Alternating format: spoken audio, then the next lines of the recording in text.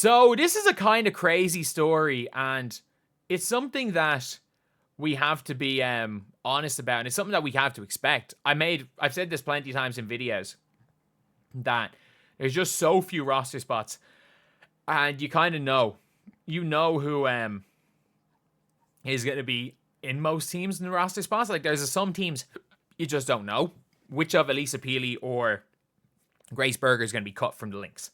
Like that's one of those things. And with the weird thing with the way the Lynx is, they have to cut one of them unless they want to go out with 11. But then that means they have to cut Badian and Kosu, which sends back a potential future Gabby Williams-esque player, or and Badian who's better than Elisa Peely and on a better contract. But for the Aces, it was realistically between Aaliyah Nye and Deja Kelly for that last spot. And realistically, Deja Kelly was just there for training camp.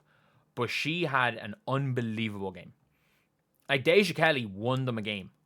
She won them the game. It was against the Mercury, I think.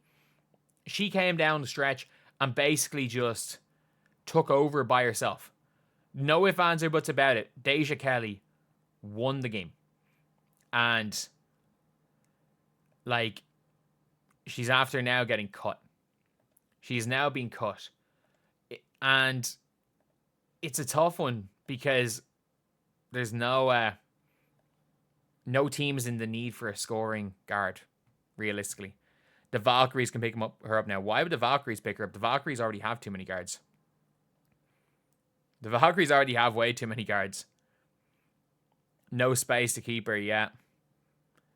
Still handcuffed with Kirsten Bell. Deja didn't deserve this. Unfortunately, Kirsten Bell has a guaranteed deal.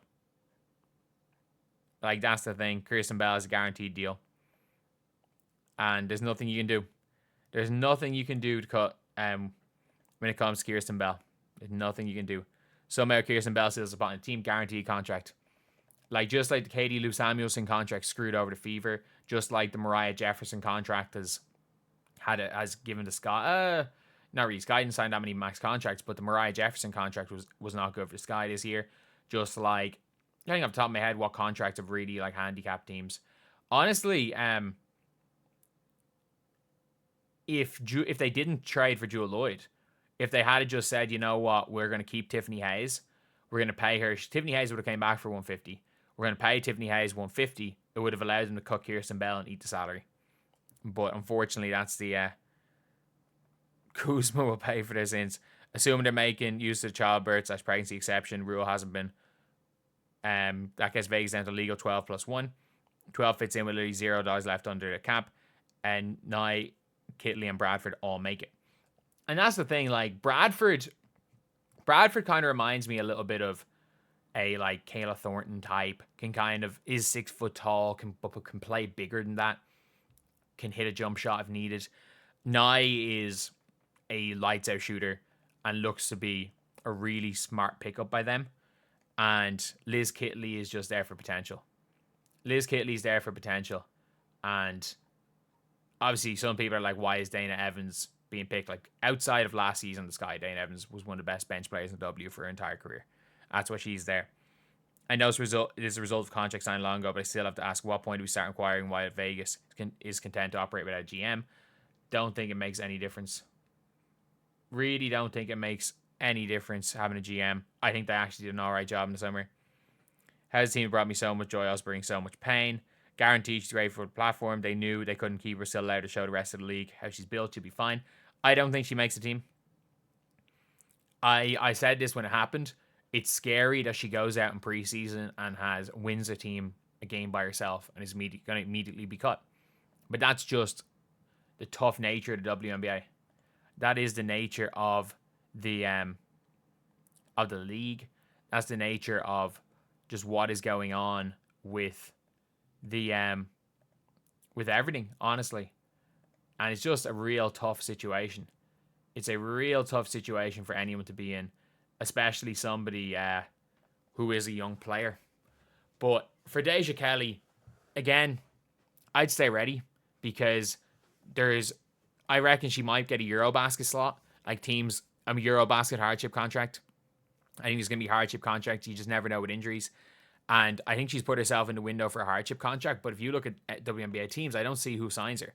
Unless, again, the Mystics go and sign her and tell for Lucy Olsen's spot, which they already have Lauren Jensen for that. But, like, it is just a tough one. It's going to be a really tough one for any of these teams, for any of these players, because the archetype of Deja Kelly isn't. There's a lot of you have to be really good to be in that archetype, or historically be really good to have the freedom to kind of do what you want. But like if you're looking at teams in the WNBA, I hate the way if you click on teams again, you go into tickets, but the Wings already have like an Isaiah James. Quinnerly's on their team. The Atlanta Dream, they have Paupa. They don't have any space. The Sky. I mean, Mariah Jefferson's guaranteed money, so you can't get any, you're not going to get onto the Sky. The Connecticut Sun have so many young players. Again, maybe she could make the Connecticut Sun, but they already have to cut like 8 players. The Aces, she just got cut from. The Valkyries have too much depth. The Sparks don't need her, really. The Tempo, not a team yet. The Lynx definitely don't need her. The Liberty don't need her. The Mystics don't need her. The Mercury. You just never know about the Mercury, but the Storm, maybe.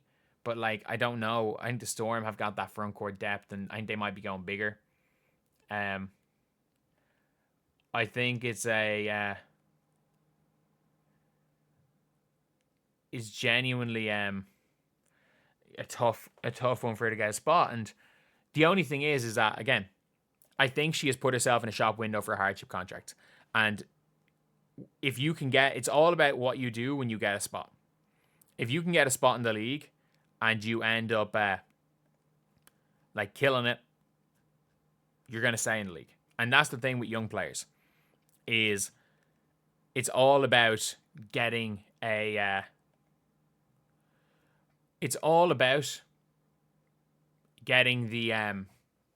opportunity. And even though she's not going to get an opportunity with the Las Vegas Aces, the opportunity she got in preseason is probably going to give her another opportunity. Just like if you look at Jaylen Brown. The only reason Jaylen Brown even got an opportunity with the Fever was because she was good in preseason last year. Like, Jaylen Brown did nothing for the Wings, did nothing in Russia. Like, that's the only reason Jaylen Brown's even getting an opportunity.